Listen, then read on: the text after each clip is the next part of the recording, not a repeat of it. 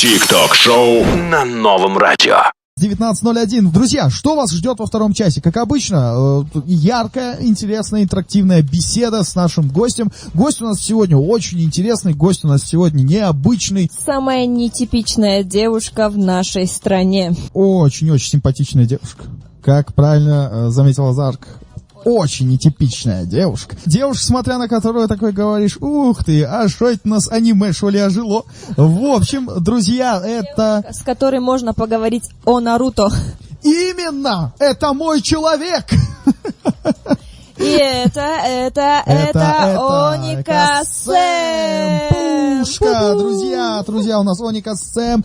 Просто для того, чтобы вы знали, каждый день вечером, проходясь по центральной дорожке, вы видите ее работы. И говоря, видите ее работы, я подразумеваю, что Оника Сэм у нас является очень крутым, мега-кульным графическим дизайнером, а также художником, человеком, который может просто листочком, опавшим с дерева, нарисовать на запотевшем стекле целую эпопею. Кстати, ты видел эту работу? Я показывала тебе? Конечно! Да? А я что говорю? Да, я не помню, что я тебе это показывала. Да, кстати, мы один день просто ехали в машине, был дождь, машина, получается, окна запотели. Я смотрю, она конфетой что-то рисует. О, боже, это был просто шедевр. За 5 минут такую картину нарисовать. Так, Сэм, а теперь говори, правда это или она соврала? Это правда, у нее даже есть вещдоки в виде видео и фотографий. Господи, Сэм, у меня ощущение, что у тебя криминальное прошлое, вещдоки. Так, давай, поздоровайся с нашими радиослушателями, представься, пожалуйста. Всем привет, ребята, очень приятно со всеми познакомиться. Меня зовут Оника Сэм, настоящее имя Санам. Вот такое вот. Вот это да, вот. Вот такое вот прекрасное имя дали мне родители. Спасибо не центру, а спасибо маме с папой за это. Спасибо бабушке, скорее всего, потому что Спасибо, это бабушка. она дала мне это имя. Ну да, слушайте, народ, да, вот говоря о том, что вы каждый день можете любоваться работами Оники Сэм, давай, Санам, ты расскажи нашим слушателям, да, о чем я сейчас говорю, глаголю, то бишь в эфире, чтобы они прям знали. О каких узорах мы тут говорим вообще-то, да? Да, ну-ка давай-ка рассказывай нам. Ну, если вы видели, по центральным дорогам Таджикистана, то есть Душанбе, это, получается, проспект Рудаки, также проспект Сино и дорога, которая аэропорта и ипподрома, все полностью украшено моими работами, светодиодными перетяжками, над которыми мы работали несколько месяцев. Не несколько месяцев, можно сказать, почти 1,5 года мы работали над этим проектом, а проект делался, соответственно, для Хукумати Шагра. Чтобы вы понимали, Оника Сэм вам не хухры-мухры. Это человек, который работает, извините меня, с правительством, и причем делает это очень успешно, на успешном уровне, причем будучи анимешницей. Спасибо. Ладно. Слушай, Сэм, давай-ка расскажи нам, знаешь, о чем? Наверное, многие тебе этот вопрос задавали, но в прямом-то эфире еще не задавали, да? Ну, не знаю, смотря какой это вопрос. Смотри, а вот с чего вдруг именно графический дизайн? С чего вдруг художество все? Вот как оно все пошло у тебя, как оно началось? Ты же ведь, насколько я знаю, ты же брейкдансистка у нас. Да, было дело. Мы с ней, кстати, так познакомились. Я вообще раньше ее видела на концертах, на вечеринках она выступала, а потом я видела ее, она с такой непонятной прической коротенькой. Я такая думаю, это кто такая эта девочка? Но через несколько лет мы с ней познакомились. Прикинь, как оно... Так, давай, рассказывай. Ты же была брейкдансистом. Как ты подалась в художество? Так вышло, что я рисую с детства, прям с 6 лет. Ничего себе. И да, я увлекалась этим, потому что, я не знаю, мне прям очень нравилось рисовать, визуализировать все то, что я представляла в своей голове. Как говорится, когда мы маленькие, мы мечтаем о чем-то, и мы максимально хотим приблизиться к своей мечте. Я решила это делать с помощью рисунков. А однажды как-то так вышло, когда я поступала в турецкий лицей. Слышал. Да, это было примерно в 7 классе. Тогда у нас проходил экзамен, нам задавали вопросы о том, кем мы планируем стать в будущем. Я очень долго думала, на самом деле, кем мне стать, и в итоге потом я такая думаю, хочу быть графическим дизайнером, потому что на тот момент я очень сильно увлекалась аниме Наруто, то есть этот персонаж меня настолько сильно вдохновлял. Получается, уже со школы ты хотела быть графическим дизайнером. Да, круто. И это, я не знаю, мне кажется, по большей части это благодаря Узумаки Наруто, потому что, глядя именно это аниме... Не так, давай, как в аниме. Узумаки Наруто. Узумаки Наруто. На самом деле, друзья, я тоже обожаю Наруто. Я прям обожаю Наруто за то, какую он философию в себе несет. Этот анимешный, значит... Я его не смотрела. Хорошо. Ну, посмотри, ну серьезно. Чтобы вы понимали, друзья, в этом году Наруто исполняет, вот аниме Наруто исполняется 19 лет, потому что впервые на экранах, по-моему, токийского, да, телевидения, Да. в 2002 году появилось аниме Наруто. Первые серии вот там и появились. Сначала был Наруто, потом Наруто Шипуден, да, потом, Да. потом вот это... Боруто. Потом Боруто, вот оно, Да. 217 Еще значит. плюс 11 фильмов. Да, кстати, еще плюс 11 фильм. Я нашел своего человека, Зарка. Есть с кем поговорить, о чем поговорить. Да, потому что позавчера, когда мы обсуждали о вопросах, о гостях, он мне говорит: слушай, Боруто вышла, что-то. Я говорю: слушай, пожалуйста, с этим не ко мне, с этим, пожалуйста, Коника Сэм, пригласим ее на эфир, болтайте сколько хотите, я могу отдохнуть. На самом деле, народ, слушайте, Оника у нас очень разносторонний человек, она мало того, что еще и хореограф, да, она у нас самое главное, графический кульный дизайнер. При этом, друзья, Оника Сэм еще и, ну, если есть слово начитанный, да, Оника у нас насмотревшийся всего аниме. И начитанный тоже. И начитанный тоже, кстати, да. Скажи мне, Оника, пожалуйста, да, вот ты у нас, значит, увлекаешься художеством, любишь визуализировать все, что у тебя в голове там складывается. А вот что касается, скажем, портретных рисунков, есть ли у тебя такое свойство, такая функция? Ну, портретный рисунок, на самом деле, я не знаю, это что может быть проще портретного рисунка? Ну вот это скажешь ты проще, а? Я однажды пытался нарисовать Зарку, получилось чудо-юдо какое-то. Ну, на самом деле, я очень люблю визуализировать персонажей, и в дальнейшем я нацелена именно на то направление, чтобы двигаться по концепт-арту, так как мечтаю работать с индустрией видеоигр, кинофильмов и создавать концепт персонажей или там того же самого оружия для них. Я даже знаю, кто ее кумир. Да. Ну-ка-си. Джама Джурабаев. Джама Джурабаев. Джама Да. Джурабаев, если ты нас слышишь, поднимайся и быренько к нам в студию. Короче, друзья, всем, кто хочет что-то задать Онике Сэм, Санам, нашей гости сегодняшней, можете писать нам на Viber, на Telegram, без проблем, 55 00 55 955. У нас сегодня в гостях очень крутой графический дизайнер, работа которого вы видите каждый день, проходя вечером по Рудаки Сквер, да? Рудаки Сквер. Я правильно сейчас говорю? Да. Рудаки Авеню. Yes. Да, Авеню. Окей. Ну, там написано Рудаки Авеню, я помню. В общем, слушайте, я говорил, что у меня есть один очень хороший вопрос, но прежде, значит, Зарка хочет задать свой вопрос, а мы, джентльмены, девушкам, уступаем. Да, тут в прямом эфире интересуются, почему Оника, что это значит, откуда вообще этот никнейм у тебя? Это же явно не от Ионика. Нет, это явно не оттуда. Ну-ка. Оника — это настоящее имя Ники Минаж. Многие люди, то есть те, которые меня знают, они знают, что я Ярый фанат. ярый фанат Ники Минаж. Да, вот и когда я открывала свой профиль в Инстаграм, я очень долго думала, какое имя поставить, не хочу там всякие точки, запятые, цифры и так далее. И что-то такая Оника Сэм, и свое имя и Онику соединила, получилось Оника Сэм. И... Получается, ты у нас есть, ну, если кратко, ОС. Маленькая Ники Минаж. Маленькая Ники Минаж. Да. Ну, на самом деле, те, кто знает Онику Сэм, она у нас достаточно миниатюрный человечек. Кстати, Ники Минаж тоже очень маленького Да роста, ладно? да. Какого? 1,63 м, что ли, примерно так. Это типа 1,5 метра в прыжке с кепкой. Можно и так сказать.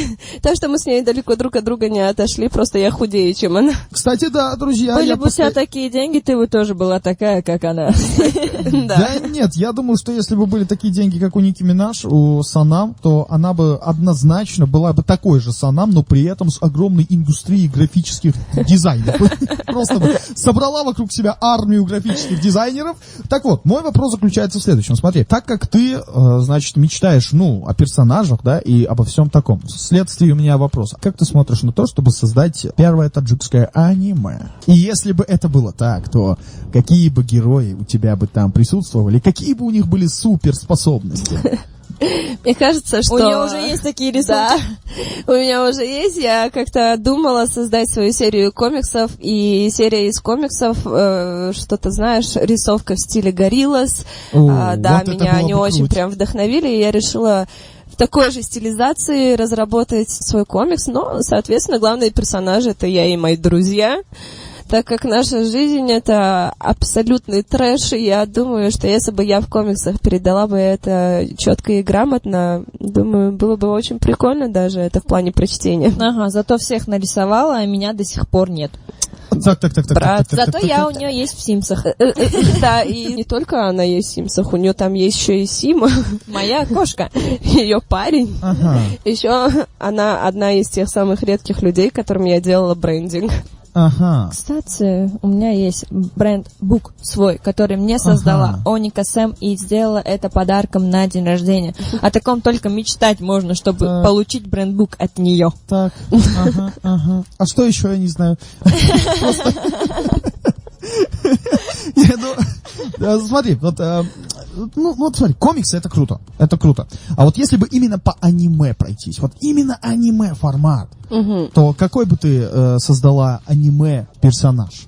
Какая бы у него была сила? Не знаю, супер плов, допустим, что-то в этом роде. Супер курутоп, Чапалак Мэн, не знаю что. Мне кажется, это был бы какой-нибудь персонаж, который кусает всех. Почему? Я не знаю. Кусает всех? Собака. Что? Подожди, вот серьезно? Из всего, что можно было нафантазировать, ты сейчас... Нет, на самом деле, если бы я разрабатывала аниме, и я бы, скорее всего, канула бы туда какой-то очень глубокий смысл, и, соответственно, сверхспособность персонажа заключалась бы сколько не в его физической силе, а сколько бы, наверное, в его моральной силе. Что-то такое. Это интересно. Слушай, у меня вопрос. Ты смотрела 217-й эпизод Боруто «Решимость»? Конечно. Расскажи свои впечатления. Вот сейчас я более чем уверен, что среди наших слушателей есть почитатели аниме. На самом деле я не очень хочу терять Наруто, потому что я продолжаю смотреть Боруто лишь только ради этого персонажа. И вот вся планета Земля. Но, несмотря как бы на Наруто, есть такой персонаж, как Каваки, и прям в этой серии передали весь его страх и всю его боль прям так четко, что я прям не могу. Я смотрела через слезы эту серию, и я жду не дождусь, когда уже наконец-то будет воскресенье, и я смогу посмотреть следующую серию Боруто. Кажется, у нас у обоих одна и та же группа в Телеграме. Сидит у нас тут слушатель и говорит: да, у меня тоже, да, ребята, продолжайте, мне интересно. Видимо, просто не Зара забыл вообще посмотреть. не понимает, о чем идет речь. Ну, это смотри, это как твой букинг, но Наруто. Но со смыслом. Сорян. На самом деле я сейчас нахожусь в окружении очень красивых двух девушек, и мне это очень нравится, мне это прямо импонирует, потому что, не каждый день слева и справа красивая девушка. Зато всегда слева красивая девушка. Всегда. Нет, Смотри, правая сторона приходящий и уходящий, а здесь с левой стороны всегда рядышком. вот видишь, Оника, как она меня... Не забывай, кто с тобой бывает, когда Вот. тебе тяжело. Именно, а со мной бывает, что когда мне тяжело? Песня, все верно. В общем, слушай, что я хочу сказать. У нас есть тут зрители, которые хотят задать вопрос нашему гостю. Я бы хотел у нее спросить, так как я тоже сам занимаюсь творчеством, мне интересно, каким образом ты черпаешь вдохновение, в какие моменты это происходит, что ты чувствуешь в этот момент, когда ты создаешь что-то новое, уникальное. Я раньше очень часто задумывалась, на самом деле, именно над тем, откуда я черпаю свое вдохновение. У меня был учитель Хабибулаев Зухур Нурджанович, он был великим живописцем нашей страны и вообще стран СНГ, очень известный человек. Он мне когда-то сказал одну фразу: вдохновение приходит во время процесса работы. Тогда я его не понимала. Но когда я больше начала углубляться в свою работу, я поняла, что на самом деле вдохновение, оно приходит во время процесса работы. И когда завершаешь свою работу, ты видишь результат, ты остаешься довольным собой и гордишься тем, что ты совершил вот эту вот работу, то, что ты сделал. Так. Перед тем, как начинаешь работу, не сидишь, не думаешь, что да как, да, просто садишься, и вдохновение тебе начинает приходить. Ну, как я начинаю работу и как приходит вдохновение, это две разные вещи. Типа, я начинаю работать только потому, что как бы мне нужно сесть и начать свою работу. То есть это не тот момент, когда вдруг пришло озарение мне в голову, и я пришла такая, села, я сейчас сделаю что-то новое. Нет, во время работы это немножечко по-другому работает. У тебя есть определенное техническое задание, и ты, уклоняясь уже от него, делаешь просто миллиард разных референсов, и уже из них собираешь и лепишь что-то одно. Круто. Получается, грубо говоря, ты черпаешь вдохновение непосредственно в процессе. Да. Отлично, супер. Ответ вас удовлетворяет? Прекрасный ответ, да, спасибо. Было интересно послушать. Рахмет, Рада, большущий что смогла ответить на за ваш вопрос. Да, слушайте, мы знаем, что Оник СМ, ты у нас являешься, помимо всего прочего, еще и меломаном. Потому что у тебя под каждым постом, да? Отметка какого-нибудь трека, какого-нибудь исполнителя. Мы хотим поиграть с тобой в очень интересную игру. Она называется «Напой». «Напой» называется игра. Все очень просто. Мы тебе будем зачитывать как стихи, строки из песен. Твоя задача угадать и напеть. Ты справишься с этим? Ну, я постараюсь. Постараешься? Окей. Ты готова? Мы начинаем. Да, мы начинаем. Итак, «Напой». Напой, Сэм. Давай. Давай останемся свободными. Шелка и маски бросим под ноги. И пусть в моих поступках не было логики, я не умею жить по-другому. Итак, Сэм, что это за песня? Кто поет и как она вообще поется? Я должна исполнить эту песню в правильной форме, еще и угадать, кто ее исполняет. Именно. А можно еще раз спросить? Давай останемся свободными. Давай Шелка. Так, правильно. А теперь пой это. Давай останемся свободными. Я не знаю. Шелка и маски бросим под ноги. Давай. Давай останемся свободными, и шелка и маски сбросим. И пусть в моих поступках не было логики. Константин Меладзе, пожалуйста. Константин Олегович. Не было логики. Я не умею жить по-другому. Эту песню ты любишь исполнять в караоке. Поэтому мы тебе ее и задали, но ты не угадала. Хорошо, окей. Сэм, едем дальше. Теперь моя очередь зачитывать тебе песню. Смотри, ну вот это точно должна узнать, окей? Смотри мне. Ночью в поле звезд благодать. В поле никого не видать. Только мы с конем по полю идем. Только мы с конем по полю идем. Что? Сейчас я дальше. Давай буду дальше просто зачитывать. Сяду я верхом на коня. Ты неси по полю меня. По бескрайнему полю моему. По бескрайнему полю моему. Что за песня, кто поет? Я без понятия просто. Ладно, давай вот так вот. Выйду ночью в поле с конем. Ночкой темной, тихо пойдем. Мы пойдем с конем по полю вдвоем. Мы пойдем с конем по полю вдвоем. Ты неси по полю меня, только мы вдвоем. Ну, Спасибо. ладно, теперь давай твоя очередь. Это был сложный урок по пению. Теперь следующая песня. Давай. Ты служишь украшением стола. Тебя как рыбу к пиву подают. Любой, кто заплатил, имеет все права, и вот ночную бабочку ведут. Итак, кто это? Мне кажется, я сегодняшнюю игру профукаю. Давай. Путана. Ну давай, ночная бабочка. Ну, кто же виноват? Путана. Огни отелей так заманчиво горят. Ну давай, ну. Когда я говорила, что я меломан, я не подчеркивала, что слушаю русскую музыку. Ладно, может, вот это тогда узнаешь. Липсиха.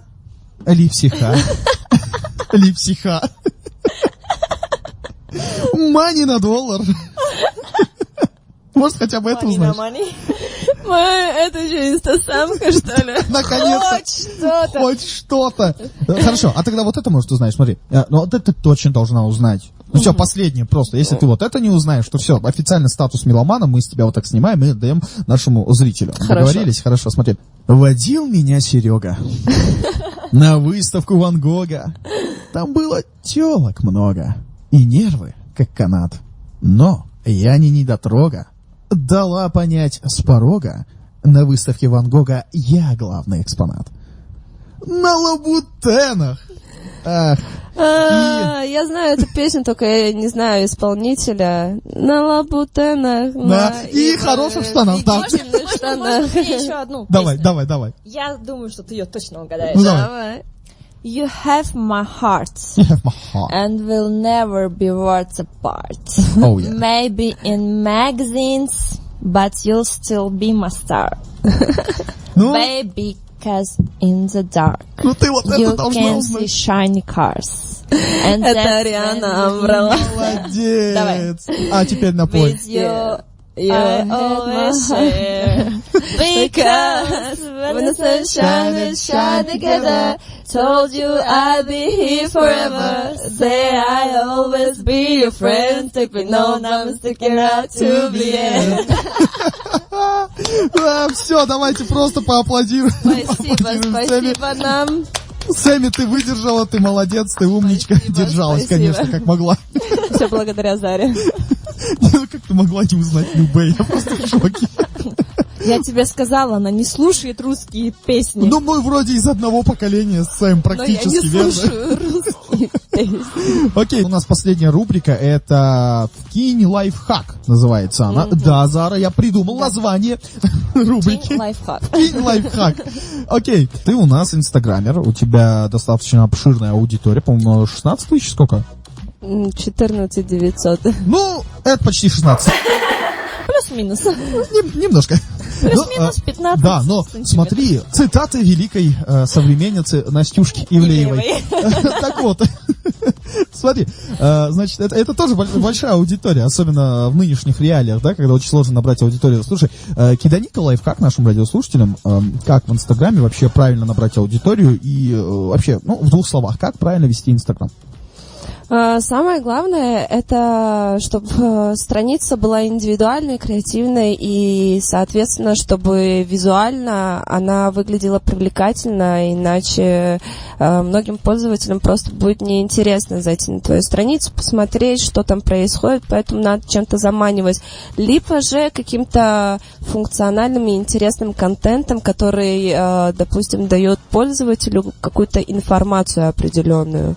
И при этом, чтобы эта информация, она была работающей. Не так, что там тебе дают лайфхак по мейкапу, как Гуара Витисьян. В итоге никто научиться ничему не может, потому что все же не стоит практиковать онлайн-курсы, так как это не очень эффективное дело. Полностью согласен, Зарк, по-моему, достаточно эффективный, да, такой совет инстаграмерам. Так что инстаграмеры, берите на вооружение. И, к сожалению, нам приходится завершать наше ТикТок-шоу, пятничное ТикТок-шоу. Слушай, почему я начал говорить такой интонацией? Я не знаю, потому что ты Что? у меня, наверное, учишься. Очень скучно, что мы проходим к мимикрация. концу. И не хочется с вами прощаться, хочется побольше побыть с вами, позадавать еще вопросов, но, к сожалению, наше время на исходе, и мы должны прощаться до следующей недели.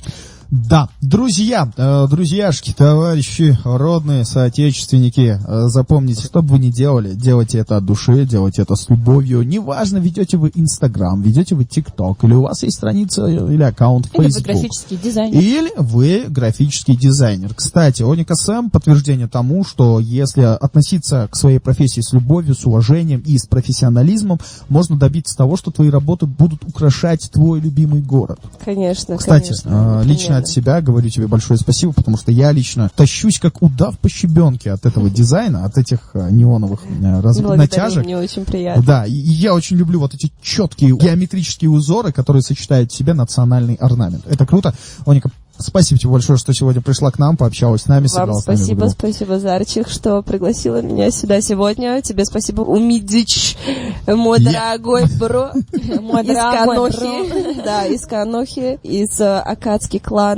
Так что вот, спасибо всем и спасибо, самое главное, А также спасибо нашему зрителям. да, который нам задал сегодня интересный вопрос. Удачи всем, берегите себя, пока. Друзья. Оставайтесь на новом. Да, это было ТикТок-шоу Зарка, Умит и Оника Сэм. Тик-ток, тик-ток ТикТок-шоу на новом радио.